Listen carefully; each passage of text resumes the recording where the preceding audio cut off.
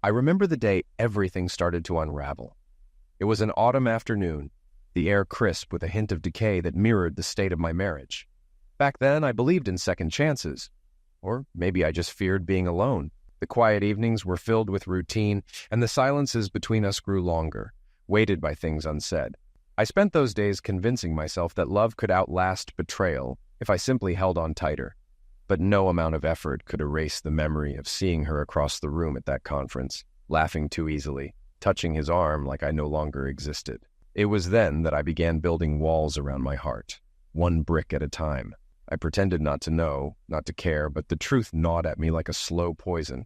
Life can sometimes throw our plans into disarray. That's why I've given up on planning entirely. Before my divorce, I constantly prepared for everything at work. I carefully arranged strategies to address any issues that might pop up unexpectedly in my department. I even had backup plans in place in case we couldn't use our regular emergency procedures. This morning, I got a call saying I needed to visit my ex-wife. I hadn't seen her in over a year and wasn't too eager to, but since my daughter asked, I knew I had to. My daughter, Samantha, Sammy, as we affectionately call her, was firm. I climbed into my prized green Mustang Shelby GT 500 and began the drive back to town. Maneuvering through traffic-heavy highways took nearly an hour before I finally reached the town's hospital, where Sammy had brought her mother. I parked in the visitor lot, hoping I wouldn't be there long. When I called the support line, I learned my ex-wife Erica had been in the hospital for 2 days. An impatient nurse greeted me with a polite smile, guided me to her room, and let me know I could go in and wait. But Erica was still asleep. With her? I asked. Your wife? She started. I raised my hand to stop her. Ex-wife, I corrected. Very much ex-wife. I smirked. The nurse returned the smile, but her expression quickly shifted. Dad, are you really flirting with the nurse while Mom's in the hospital? My daughter said from behind me. Of course not, Sammy, I said. If I were really flirting, you'd know. I glanced back at the nurse. Bonnie, she offered. Oh, that fits. Doesn't it mean something like pretty or beautiful in Scottish? Or maybe Irish. As in she's a fine lass, I said, adding a playful Scottish accent that made Bonnie's smile grow wider. Are you talking about me? She asked. Yes, I am, I said. It truly suits you, as I said. That's when my daughter decided to break up our smiling exchange and steered me into her mother's room. The room had 4 beds, and it was possibly the most dismal place I'd ever been. It's awful in here, isn't it? She asked. I shrugged. How would I know? I said. I don't have anything to compare it to. Dad, this is the ward, Sammy said. They cram as many beds in here as they can. It's noisy. Sometimes it smells, and Mom deserves better. I shrugged again. Dad, she's only here because she doesn't have health insurance. Darren can't put her on his plan. The only one who could is... Her voice trailed off. I looked around and raised my hands, palms up. Who? I said. I'm retired. I'm a consultant who comes in when they need some advice. The company offered me a plan, so I took it. You could put Mom on your health plan, she said quietly. Sammy, sweetheart, I love you more than anything. I'd do almost anything for you. But you need to understand that your mother and I are divorced. I fulfilled everything the judge required when we signed those papers. I took out a loan to write her a check so she'd get every penny she was due, I said. Sammy looked at me as though she suspected I was hiding something. Honey, how many divorced people do you know who got every penny they were entitled to on time? People are always talking about missed alimony or child support payments, right? I never missed a single one. I gave your mom what she was owed, but not everything she wanted, she said softly. We stood at the end of the bed, looking at the woman sleeping in front of us. You know she never wanted a divorce, didn't she? Sammy asked quietly. She still loves you after everything. You know, Sammy, people in hell want ice, I said sharply. But they're stuck there because of choices they made. Your mom and I are divorced because of something she did when we were married. I know what she did, Sammy said. I was there when it all came out, remember? And I know she was wrong, but I can't shake the feeling that you two still belong together. Dad, she loves you so much. Just look at her.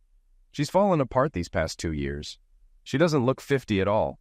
2 years ago, she was 48 and could pass for 30. Now she looks like she's in her 60s. Some people just don't age well, I said coolly. But maybe she needs to take better care of herself. If she lets herself go, what do you expect? Dad, she needs her husband back, Sammy burst out. She needs to feel loved and cared for. That's why she's so drained. Is that why you dragged me out of bed? I asked, pretending shock. So I could find her a husband? Where's your compassion, Dad? Don't you have any left? Sammy asked. Is this what you wanted?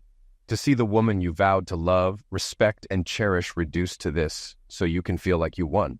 Sammy, you don't understand anything about compassion, I said sharply. Think about what you're saying and who you're talking about. I put up with her behavior for years and stayed married to her. I gave her countless chances, but she just couldn't change. And don't forget, your loyalty to her nearly cost you your own marriage. Sammy closed her eyes and nodded, reflecting. At least 3 families were almost destroyed, all teetering because of the selfishness of 2 unfaithful people, I added. Maybe they're meant for each other. I allowed a small smile, and Sammy's eyes widened. Dad, you don't mean that, she said. I shrugged, looking at her with a slight grin. You're getting older too, you know, she said. Dad, don't you want more out of life than just driving that car too fast, traveling, and dating someone new every week? I responded with another shrug and my palms up. I love my car. Mustangs have always been my thing, I said. I enjoy traveling too. And as for the girl of the week, I've been seeing Shelley for nearly a year now. I do have a soft spot for redheads. Besides, you introduced us.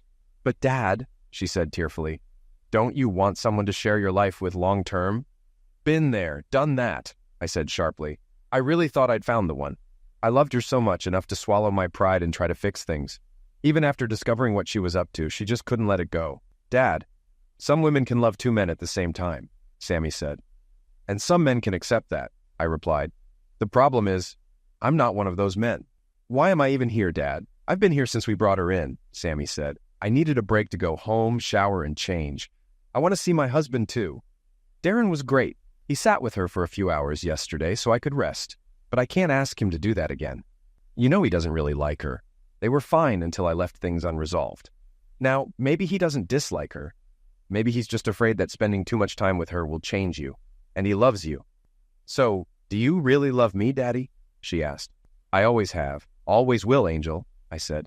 Then why can't you be nicer to Mom for my sake? She asked. Why can't you just be kind to her, even a little? Because sometimes I can't find my heart, I said harshly. She tore it out while it was still beating. Sammy's eyes widened at the anger in my voice. I loved her, Sammy. I loved her longer than you've been alive.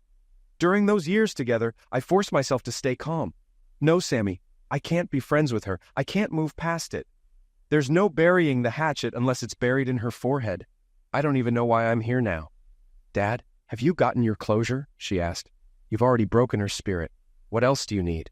Sammy, I didn't seek revenge on your mother, I said. I walked away. I just left. I know, Dad, she said, but I still don't get it. So many things haven't made sense these past 2 years since the divorce. So many things I can't figure out. Like what? I asked. We split everything evenly except for the house. It just doesn't add up, she said. Mom didn't need all these things. She just wanted you. And it seemed like you should have had more money than you did. Mom's lawyer even went over our finances, I shrugged. So why are you driving a custom Mustang my husband says costs at least $50,000 when Mom can't even afford a car? She asked. Maybe I have better credit, I said. Anyway, I'll stay here and play games on my iPad while she sleeps for a bit. I'll give you a break, sweetheart. If she wakes up, I'll call you right away. What's the point? Handle it, Dad. Mom's been diagnosed with severe depression. She's on medication for it. For some reason, she took all her pills at once. We had to pump her stomach. She wasn't eating well and was drinking too much. She's exhausted and dehydrated, and we still don't know if it was accidental or intentional, Sammy said. So she probably won't wake up, right? I asked, smirking. That's right, Sammy said. But Dad, if she does, please be kind to her, for me. Okay, Sammy, I said. She kissed my cheek and left. I sat in the chair next to the bed and pulled out my iPad. I started reading, but quickly lost focus, my mind drifting back to how it all started 2 years ago. We do strange things for our children. When Sammy was little, she always tried to cook, mixing together all kinds of different candies. I love my daughter more than anything in the world, so no matter what she made, I'd eat it and tell her it was the best thing I'd ever tasted. I remember when she invited her mother and me over for dinner. We had a nice evening, even though Sammy still couldn't cook very well. The roast was dry as the Sahara. I suspected Darren knew it too, because he kept topping off my drink whenever it was half full. It's a good thing I'm not a big drinker, or that roast could have turned me into one. It was a pleasant evening with family, the kind you wish could last forever. I spent time with my grandson, John, Sammy's 2-year-old, whom she and Darren named after me. He was a mischievous little boy, but in his grandpa's eyes, he could do no wrong. The best part of the evening was when Sammy and Darren announced that she was expecting again. Darren, what are you doing to my daughter to keep this up? I joked. We chatted about the usual topics when a baby is on the way. Everything seemed perfect. We even discussed potential names. If it was a girl, we all agreed on Elizabeth, after Darren's mom. I suggested Peter for a boy, after Darren's dad, which he liked. Then, everything changed. You already have one grandchild named after you, darling, Erica said. Why not let someone else have that honor for this one? What do you mean? I joked. Let me guess. You want to name them Erica if it's a girl and Eric if it's a boy, right? Actually, I was thinking about Randall, she said. We could call him Randy for short. Randall James Dillon sounds like a strong name. Suddenly, the room felt cold. Sammy turned and looked at me. I don't know, I don't like it, she said. I prefer Dad's suggestion, don't you, Darren? Darren, still smiling at the thought of his father's joy, hadn't noticed my reaction. He nodded. Erica reached out for my hand, as she often did, and I pulled away almost too forcefully. Sammy hadn't noticed my expression. What do you think, Dad? She asked. In the coldest voice I'd ever used with her, I replied, I think if you use that name, it'll be just as big a mistake as what your mother just did. You know those scenes in movies or on TV where everyone is having fun, music is playing, and suddenly someone does something that makes everything stop? It felt exactly like that moment, complete with the imaginary sound of a needle scratching a record. For what seemed like an eternity, but was really only a few seconds, there was silence. Darren finally broke it, trying to be diplomatic. He glanced at his watch and said, Wow, I really need to get to bed. I have an early meeting tomorrow. Thanks for the evening, Darren, I said. Love you, Sammy. I stood up and headed to the door. As I opened it, Sammy called after me. Dad, what's wrong with you? Are you forgetting something? Hug me, Sammy, I said. I need to leave. I can't breathe. I meant Mom, she laughed. I thought you didn't drink, Darren. What have you been giving my dad all night? It was just Pepsi, honey, I said, although I could use something stronger now. What's going on, John? Erica said, approaching. She reached out again, and this time I moved away so clearly that everyone noticed. We'll talk about it at home, sweetheart, she said. No, we won't, I said sharply. I'm going back to my house. I don't know what you'll do or where you'll go, but it won't be with me. Wait, Dad, Sammy said. Are you upset with Mom over the name? Erica's eyes widened as she realized I knew. No, sweetheart, I said. I'm not upset or angry. I just woke up to reality. Sometimes the people you love hurt you and you endure it. You stay silent, hoping that if you just wait it out, everything will improve. But then something happens that makes you realize it was all for nothing. Some things can't be overlooked. Everyone stared at me, except Erica. She already knew what I meant. Dad, you're not making sense, Sammy said. Sammy, your mother wants to name my grandson after the man she's loved for the last 15 years, the man she had an affair with. She found out a few days ago that he died. Now, she's trying to keep his memory alive through my grandson. Both Sammy and Darren turned their eyes to Erica, who had collapsed to the floor, quietly sobbing. I'm so sorry, John, she said. It's over. It ended more than 5 years ago. I tried to be a better wife to you. Why did it end, Erica? I asked.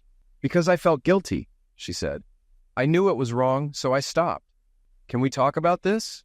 First of all, it wasn't a full-blown affair. We only met once a year, and it wasn't always physical. And whenever I came back home, you and I always had the best times together. It ended a long time ago. I love you, John. We need to discuss this. You don't fully understand. It's not as terrible as it seems. It's worse than you think, Erica, I replied sharply. Maybe after the divorce is finalized, you'll finally be honest. I'm done with your lies. What are you saying? She asked. I confessed. Erica, if you could, you would still be seeing him, I said. I told you, I ended it, she replied, her voice rising. And yet, you're lying again, I said. I'm done. Done with what? She asked. I went to Boston and met him 5 years ago, I said. I beat him so badly that he ended up in the hospital. Before you boarded your flight, I took his phone and read all your messages. I might use them as evidence. I also made sure he knew who I was and warned him that if he ever came near you again, it would be his last day on Earth. I even said I'd inform his wife about your relationship. I told him that if he ever reached out to you again, even as a friend, I'd come back. That's why it ended, Erica. I did end it, John. I'm sorry, she said. I was wrong, confused. It was a mistake. I'm sorry too, Erica, I said. I was wrong as well. I was confused.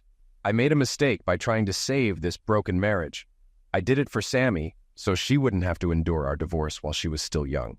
I thought that over time, because I loved you so much, we might move past this. I was wrong. Instead of ending it then, I forced it to work. But you were right about one thing. You did end something. From the moment you said his name that night, our marriage was over. I left the house, got into my car, and drove off. I spent hours just driving. The roar of my Mustang and the rush of speeding down dark, moonlit roads dulled some of the pain. I turned off my phone to avoid any interruptions. Oddly, I wasn't as devastated as I might have expected. I had known about her behavior for over 5 years and had been preparing for this moment ever since. In many ways, the most shocking part for Erica was realizing that I had known about her deception all this time, and secondly, that she only found out that night why it had ended.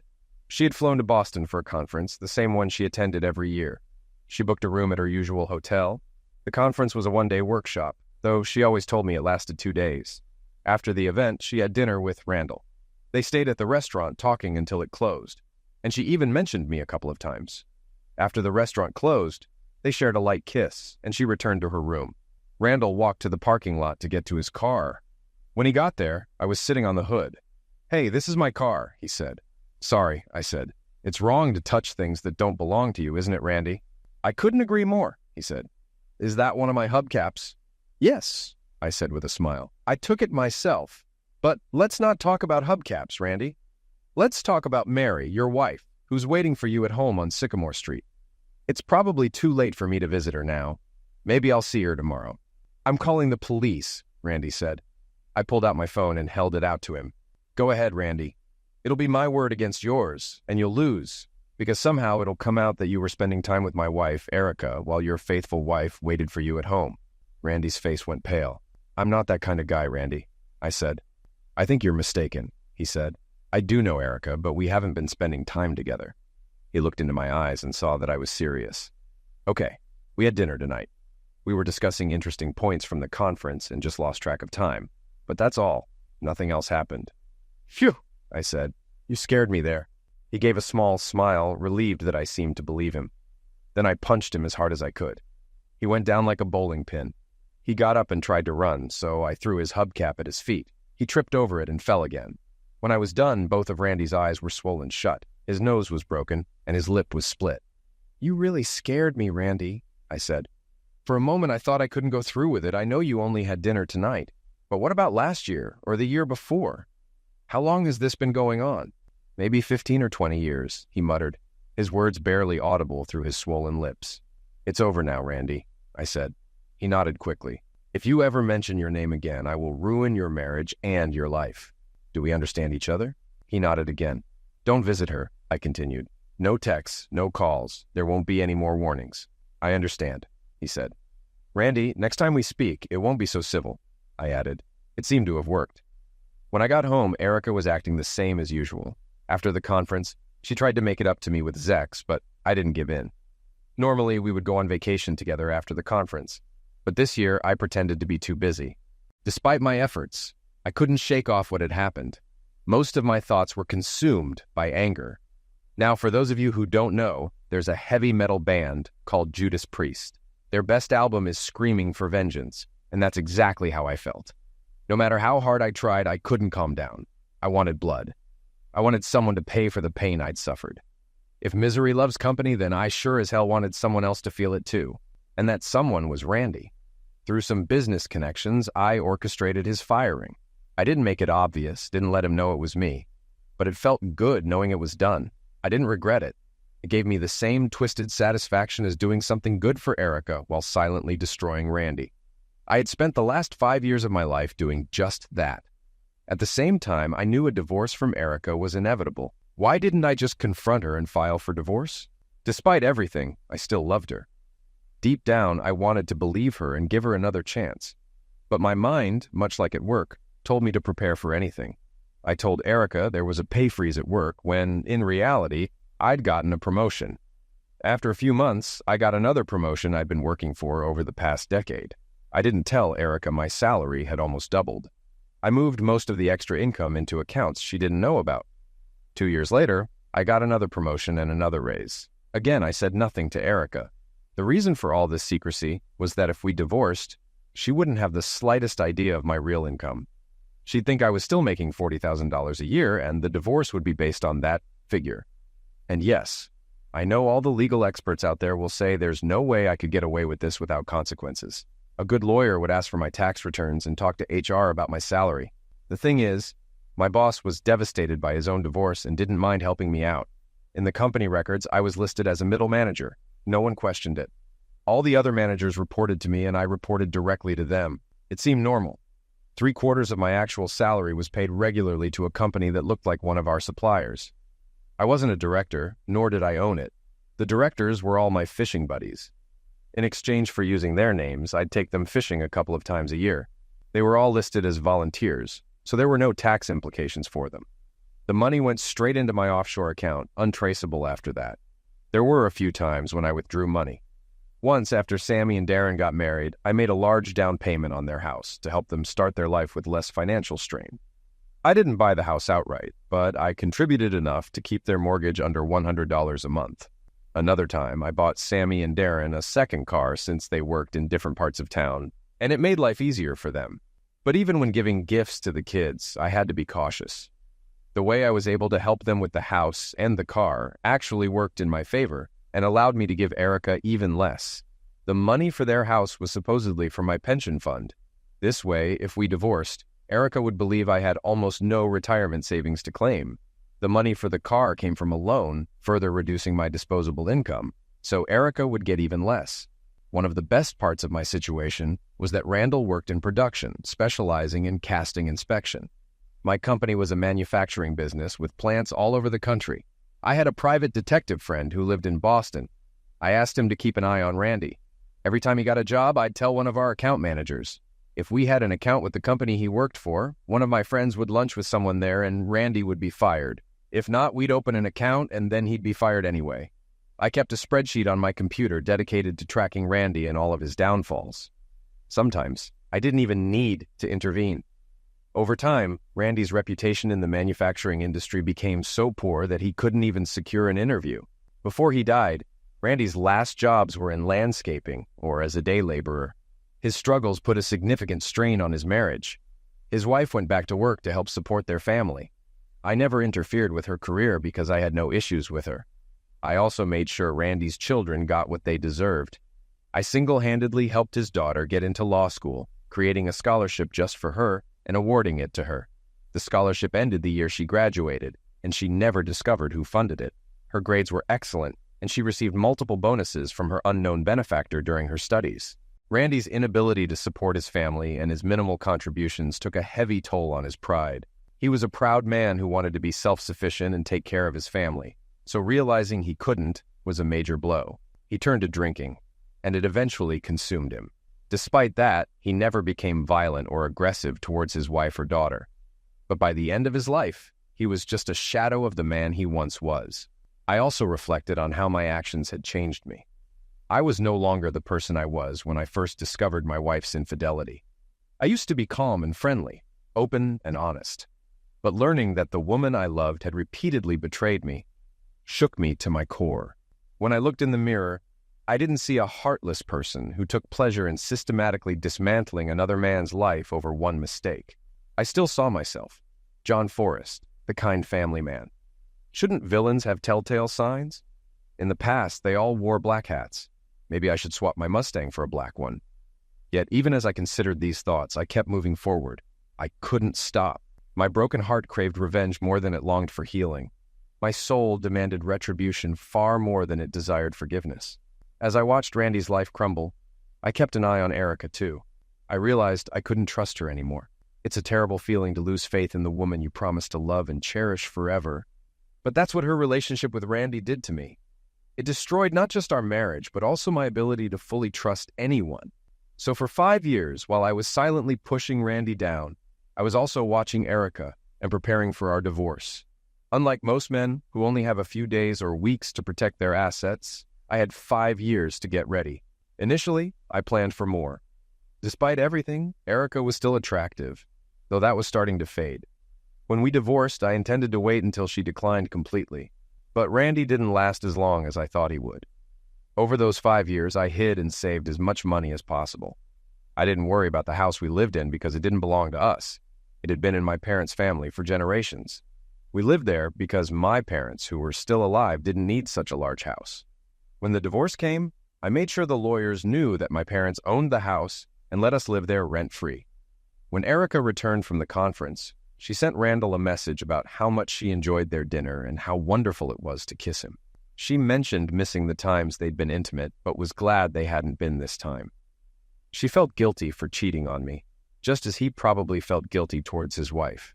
She told him that their current relationship, romantic without intimacy, was better. This way, they could enjoy it for the rest of their lives without guilt. Maybe they were getting older and didn't need physical affection. Just being together was enough, and this way they could be together forever. She signed off with, "Until next year, my love." I read that message while waiting for my luggage at the airport. The urge to strangle Erica was overwhelming, and although I still felt some love for her, my feelings had shifted dramatically. Keeping everything under control became harder. When Erica got home, I was sitting in the living room watching a football game. She came over to hug and kiss me, but I pulled back, claiming I had a cold and didn't want to spread it. "Just make sure we're both okay by this weekend," she said, smiling. "Why? What's happening this weekend?" I asked. "We're going on our vacation, remember?" she said. "We always go after my boring conference." "Maybe you could take a mother-daughter trip this year," I suggested. "I really can't take time off work." "But it's just the weekend," she said. "You'd only need to miss 2 days. Think about it. 4 nights, 3 days in Hawaii, just us. We might not even leave the hotel room. I bought lots of things you'll like." I wondered how many of those things Randy would have seen if they had met sooner. "Erica, there's a wage freeze at work, and they're looking for any way to cut costs. I need to make sure they don't see me as an unnecessary expense," I said. "I understand," she said. "I'll call Sammy. Be in the bedroom 10 minutes after I go upstairs." She went upstairs, and I heard her talking on the phone with Sammy. At the same time, she sent Randall another message, asking if he got her previous one. It disgusted me. When I didn't go to the bedroom, she came looking for me, but I pretended to be asleep on the couch. Over the next few weeks, I composed myself. It was like a big performance, and I became a better actor than I'd ever imagined. We continued having regular intimacy. I don't know if Erica enjoyed it as much, but I certainly didn't. I no longer needed to focus on her because I no longer cared. I had to shift my perspective completely. Instead of seeing Erica as my wife, whom I loved, I began to view her as just someone I had physical relations with. It was convenient, and she was available. Our interactions grew rougher and less tender, but also more daring. Erica had always been quite reserved when it came to intimacy. During the period of guilt that followed her conference, when she needed to convince me that she was mine, she rarely turned me down. The next year, as the conference approached, I watched her closely for signs that she had contacted Randall. I checked her phone account online to ensure there were no calls from Boston. While there were no calls, she had sent several messages to his phone.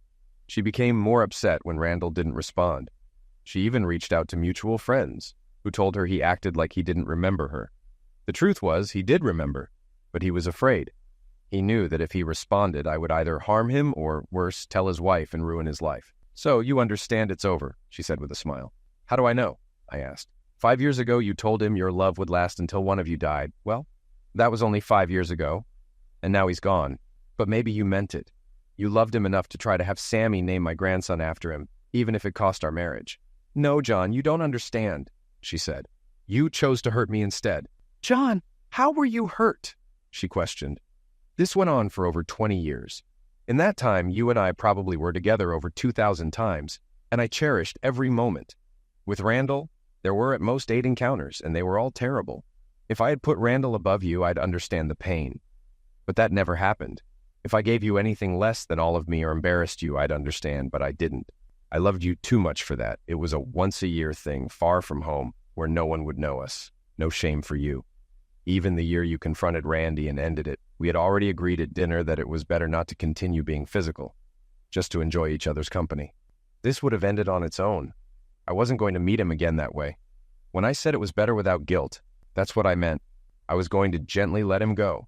Next year, I wouldn't have met him at all. I would have changed my number, and it would have been over. No one would ever know. Just like when you go to car shows and models pose in your Mustang, it's just a nice memory. In our old age, you attacked an innocent man for no reason. John, he wasn't a threat to us, only to your pride. I wanted to name our grandson after Randall, not because I was in love with him, but to honor a special friend.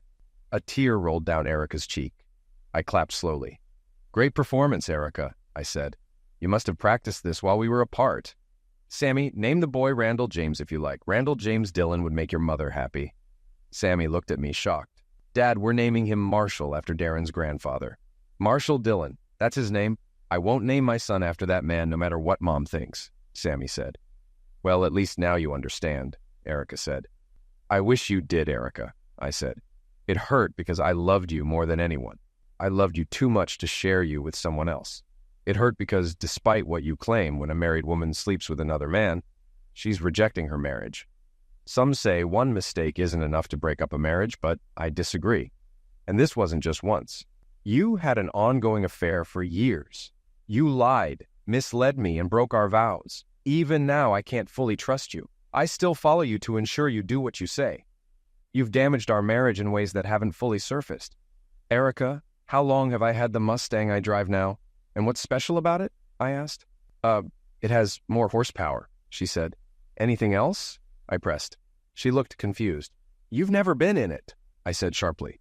I've had that car for nearly 4 years, and you've never sat in it. When we go out, we use your car or the SUV. I don't trust you, and I don't want you in my car, just like I don't want you in my heart. Erica began to cry. What can I do to fix this? It's been 5 years since it ended. Isn't that enough, John? Let's be fair, I said. What if I start seeing someone periodically for the next 20 or 30 years? John, I wouldn't like that. 2 wrongs don't make a right, she snapped. I didn't think you would, Erica, I said. There's a card on the table with my lawyer's contact information. Pass it to your next boyfriend. Try to find someone soon so this doesn't drag out longer than necessary. John, I don't want a divorce, she cried. It's been 5 years. Sammy, get her out of here before I do something I'll regret, I said. Sammy took her mother's hand and led her out. In the days that followed, Erica made every effort to talk to me, often with Sammy and Darren acting as mediators, as I no longer wanted to speak with her. I tried to tell Erica that she had her chance to speak, but I stayed firm. Neither of us realized her staying with Sammy and Darren was impacting their relationship. Erica cried often, leaning heavily on Sammy, who supported her. After weeks, this influence began to show, and Sammy even mentioned it. At a dinner with Sammy and Darren, I explained that even though Erica and I were separating, my relationship with them wouldn't change. I'd still visit, and we'd spend time together without having to choose sides or worry about upsetting anyone. Dad, is there really no way you and Mom can work things out? Sammy asked. I don't think so, I replied. Why, Dad, Mom loves you. She didn't do it often, and it wasn't with people you knew. You even confronted that guy. On average, it was less than once a year. Can't you just— That's enough, Sammy, Darren interrupted sharply. Darren, usually quiet, was decisive this time. What if it was me? What if I cheated with my secretary occasionally? Not daily, maybe once a month or less? Would it hurt any less if you found out when we were 50? Would it make it okay? Sammy looked at him seriously. You don't do that, do you? She asked. She's younger and attractive, Darren said. I was attractive until I had your kids, Sammy retorted. So because I'm not as slim, you cheat with Tammy? Sammy, one day she won't be beautiful either, and I'll be faithful again, Darren said. Sammy's eyes filled with tears. Sammy, I'm sorry, I love you and have never cheated on you. You're still the most beautiful woman to me. But I needed you to understand how your dad feels. It's worse for him because it lasted so long. I'm sorry, Dad, Sammy said. I listened to Mom too much. She convinced me it wasn't that bad, and I wanted to comfort her. Your dad even gave her a second chance when he ended the affair. He didn't punish her or make her feel guilty, but she couldn't let go of her feelings. Can you imagine naming your grandson after the man your wife cheated with? Your mom either doesn't respect your dad or thinks he's naive, suggesting that name was insulting. I think your dad is justified, Darren added. Erica fought the divorce fiercely. She tried to outmaneuver everyone and called me at work, saying she'd found her lawyer and would bring his contact info, stopping by before her date that evening. Erica, you don't have to do this, I said. Why interrupt your evening? Just give your lawyer my contact info. I don't have it with me, she said. I just remembered to call. I'm at the salon getting ready. I'll do it when I get home. Should I tell my lawyer you'll call in about 10 minutes? I asked. Why? You said you're at the salon. You've always been beautiful, Erica. They can't improve what's already perfect, I said. I have to go, she replied, probably in tears. Minutes later, my phone rang again. Dad, why do you always make her cry? Isn't divorce enough? Sammy asked. Sammy, what are you talking about? I asked. Mom called, then started crying. I checked and saw the call was from you. I explained the conversation to Sammy, who apologized.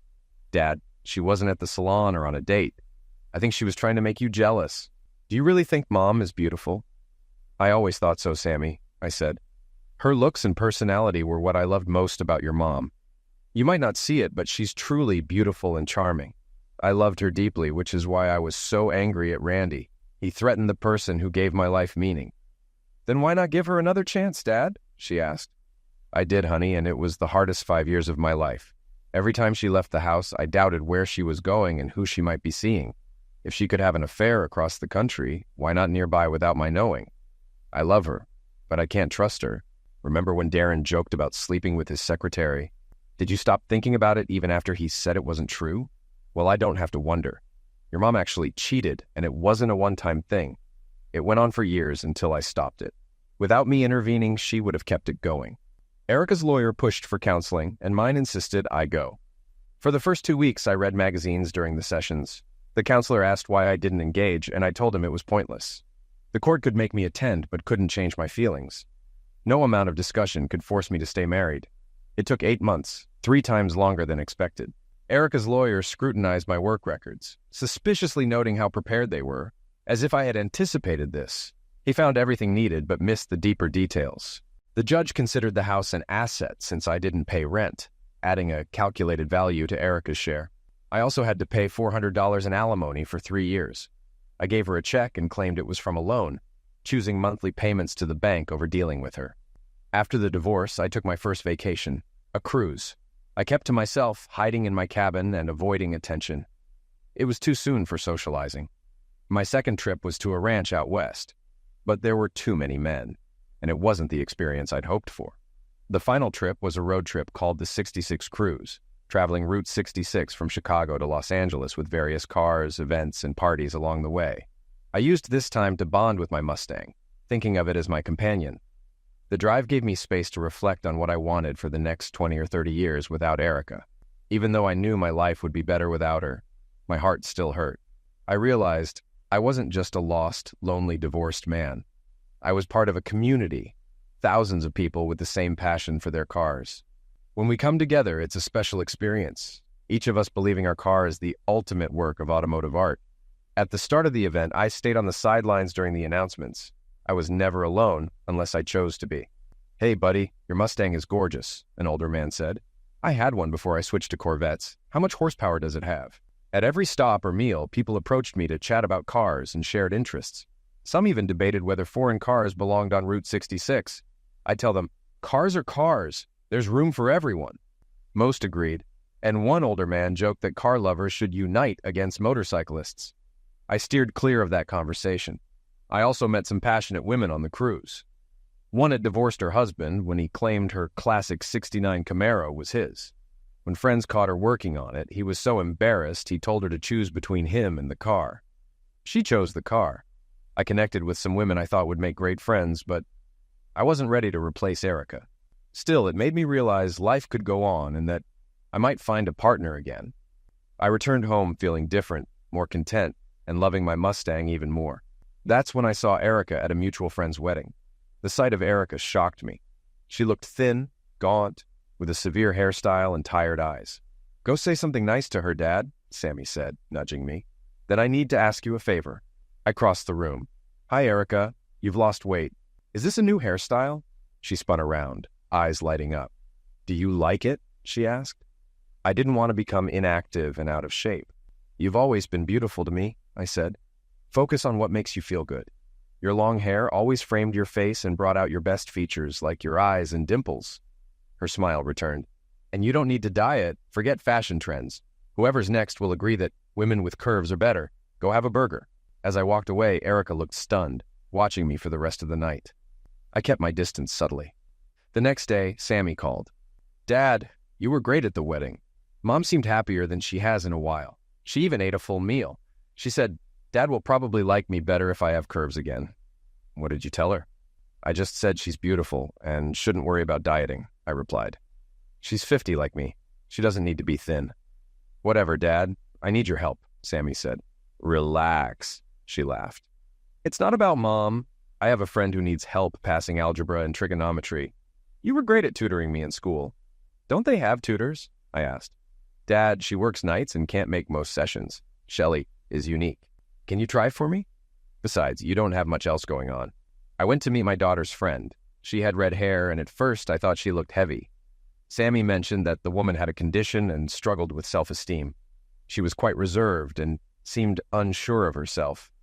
On that warm day when we met at a Starbucks downtown, she brought her book, and I started explaining the parts she didn't understand from the chapter their class was covering. Unfortunately, she also had difficulty with previous chapters. So I suggested we go back a few chapters to strengthen her understanding of the fundamentals before catching up with the class. She agreed, and we planned several study sessions throughout the week. For some reason, she started to really like me, and I began to wonder how her condition, whatever it was, affected her. The next time we met, still at Starbucks, we worked for about 3 hours before she became a bit frustrated. This continued for several weeks, and we grew more comfortable with each other. I often lost track of the conversation or found myself drifting off while looking into her eyes. Finally, one day before a Thursday afternoon class, I asked her if she'd like to come to my house. The weather was warming up, and I told her we could do 2 sessions on a Saturday afternoon before she had to leave for work, making it more convenient and comfortable without a coat. She looked at me and smiled. I'd really like to study at your house, she said. Not sure about the coat, though. I wear it for my safety and yours. Shelley, I'd never make you feel uncomfortable, I said. You know this by now. You can't control how you were born. Physical conditions are nothing to be ashamed of. She laughed. Who told you I'm deformed? She asked. Sammy said so, I replied. Mr. Forrest, Sammy was joking. I'm not actually deformed, unless you look at it that way. I guess I'm just heavy. Then there's no problem, I said. Oh, but there is a problem, she said. Do you have a computer? She asked. I looked at her puzzled. Google Mel Malloy, she said. Watch the video. I have the same issue. I'll call you tomorrow to plan for Saturday. As she walked away, she touched my arm, and I realized I had a dilemma. This woman couldn't be older than 30. To me, she was just a kid. When I got home, there were 10 messages on my voicemail, all from Erica, my ex-wife. We had been divorced for almost a year, and I couldn't figure out why she suddenly wanted to talk. The phone rang, and I expected it to be her, but it was Sammy. Dad, everything is messed up, and it's my fault. What are you going to do? She asked. Wait, honey, I said. What do you mean? Mom, she said. Remember when I made you say nice things to her at the wedding? Well, she lost it. She started eating again and did her hair like she thought you liked it. She thinks she can win you back, and it's my fault. Dad, I don't know what happened between you two, but I think you like Shelley. I know she's young for you and has some issues, but she's really a good person. Just be kind if you need to let her down. You don't want to know what she deals with at work. I didn't want to make a mistake with Erica. I was glad she was coming out of her depression, but I couldn't see myself with her again. Too much had happened. On the other hand, Shelley fascinated me. What could possibly make her interested in me? She was beautiful. When we studied, I often found myself staring at her as she worked through problems. Her smile was captivating. Her lips were full, and I wondered what it would be like to kiss them or gently graze them. It seemed like my life was a cycle of highs and lows. For nearly a year, I hadn't met or spoken to any women other than those I encountered while traveling along Route 66. Now, 2 women were interested in me. One I didn't want and one I couldn't have. While I mulled over my situation, I turned on my computer and searched for the name Shelley had mentioned. I found a lot of results and questions. There were terms I didn't recognize. What on earth is POG? I watched a video. It turned out to be a vlog of a woman trying to lose weight. She was quite attractive and somewhat resembled Shelley, but it wasn't her. The hair and facial features were different. Was Shelley trying to tell me she needed to lose weight? Was that a concern? It wouldn't matter to me at all. I started watching some earlier videos, and after a few, I was stunned. The only person who thought this woman was heavy was herself. She had an incredibly curvy figure that no man would call overweight. She had a perfect body, full curves, a tiny waist, and striking proportions. As her videos continued, she spoke less about dieting and more about her interactions with the viewers, showing more of herself as her audience grew. The less she wore, the more attention she received. I was taken aback. I picked up the phone without thinking when it rang. John, would you like to come over for dinner to see your daughter, son-in-law, and grandkids? I'm making a roast, just how you like it, with carrots and potatoes, Erica said. I wasn't sure what to say. I'd always told everyone I wanted things to be easy and comfortable so the kids wouldn't feel awkward about inviting both of us. So I said yes. I went over expecting a relaxed family dinner. When I arrived, Darren was in jeans and a t-shirt, and we chatted for a bit. Then Erica came downstairs, dressed up in a new dress that showed her legs. She'd gained some weight since the wedding, but she looked healthier. Her hair was down and flowing, and she looked better than she had at the wedding, where she'd worn too much makeup and had stiff hair. She smiled at me and sat next to me. "The roast will be ready in 20 minutes, she said. "Sammy is upstairs trying to get the kids ready for bed." She took my hand and looked at me. At that point, Darren decided to go check the wine for dinner. "Will we have wine?" I asked. That set the tone for the evening. I found myself alone with Erica often, who kept smiling at me. The food was delicious. When you're used to someone cooking for you for so long and then it stops, you learn to appreciate it even more. I thought about the last time we all had a roast dinner together, the time Sammy's dry fries nearly did us in, and Erica brought up naming our grandson after Randy, which led to our divorce. After dinner, Sammy got up to do the dishes, and Darren helped her. Erica suggested we go for a walk or sit on the porch. "If we were at home, we'd be out on our veranda," she said. "It feels like another life, but it's only been a year." "It really does feel like a long time ago," I said. "John, have you been with anyone since our divorce?" she asked. "Of course," I replied. "Plenty of times." "Oh," she said, sounding disappointed. "I guess I deserve this." "What do you mean?" I asked. "I haven't been with anyone since us. I didn't even try." "So you're just having fun, or?" "No," I said. "I'm seeing someone." I smiled. She looked down at her feet, and I thought she might cry. "Who is she?" she asked. "It's not a woman," I said with a chuckle. She looked shocked. "Who are you with, then?" she asked. "With you, Erica," I said, laughing. "What did you expect? We were married for so long, and I loved you deeply. It would take time before I could just move on and be with someone else. It would take time to get over you, to find someone new and create memories that could replace the ones we made in our last years." "Why would you want to replace them?" she asked. "It was a good time for you, Erica, but it was hard for me. I loved you more than anything, but I knew you were unfaithful. I knew you betrayed me repeatedly. You knew I was committed to you, but I had to share you. And in those moments, he was more important to you." "It wasn't like that, John. Never," she said. "You don't see it, do you? There was never anyone else for me. I loved you as much as you loved me. I still do. I only slept with Randy a few times. He's gone, John. There's no reason to bring him up." "You're right," I said. "But why did you mention it then?" "I didn't," she said. "I just asked if you'd been with someone, and now we're arguing like usual. I wanted to ask you something, and it went off track." "Maybe we should change the topic," I suggested. "Or maybe we shouldn't talk at all. Let's just appreciate the evening with our family and leave it at that. Maybe I'll see you around. Tonight wasn't so bad. We made it through dinner without a big argument. That's a step in the right direction." She nodded, but her expression showed she didn't agree. Her eyes were tight as she tried not to cry. "It's a beautiful night," I said, shifting the conversation. "You know what would make it better?" she asked quietly. "A cold beer," I said. "I was thinking we could go back to your place," she said, "and be together." I choked and took a deep breath. "Erica, neither of the boys would be happy about that, and neither would their grandmother," I said. "Why wouldn't I approve?" Erica asked. "I'd love it. After all, after months of you dating and living here with that grandma blow-up doll, you better be ready for more than a kiss when we leave here." "I didn't mean you," I said. "You mentioned their grandmother," Erica said sharply. "Don't tell me you're thinking of moving in with Darren's mom.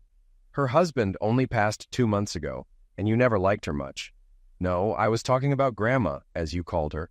When Shelley and I get married, she'll be their grandma too," I said. Shelley and Erica both looked stunned. "But Dad, Shelley is barely older than me. She can't be my stepmother. The main reason I introduced you to was because you both needed someone at that point to help ease the pain. It was never supposed to be permanent. Well, you did a great job because I love Shelley. She loves me, and we're committed. We're also going to be parents, so... Sammy, you're going to have a new sibling, and the boys will have a new aunt or uncle. As for you, Erica, I'm not sure what that makes you. Maybe their ex-grandmother or step-grandmother. We'll figure it out as we go." "Is this part of your revenge?" Erica asked. "Is that what this is about? You fought Randy but never retaliated against me. Now, you got this girl pregnant just to hurt me because you wanted me to feel the pain you think I caused you." She sat up in bed.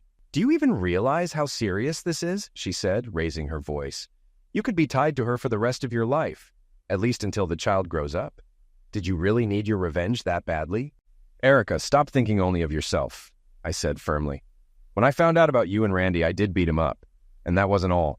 I handled the rest quietly. At the time, I thought I was seeking revenge, but it left me feeling empty. When he died, I wondered if it was because I targeted the wrong person. Randy didn't betray me. You did. Randy didn't promise to be faithful to me. I couldn't hit you or do anything to you, Erica, but I couldn't stay married to someone I didn't trust. Our divorce wasn't an act of revenge. I just couldn't live with that mistrust. It took me a long time to realize that what I was expressing wasn't anger about revenge. It was longing for love. And I found that with Shelley. I'm glad you're doing better, Erica, I said. If this was some kind of scheme to get me to the hospital so we could reconcile, it was pointless. But you're both welcome at the wedding. I left the hospital feeling much better than when I arrived. As the door closed, I heard them arguing over who would pay the hospital bill. It didn't matter, but I knew it wouldn't be me.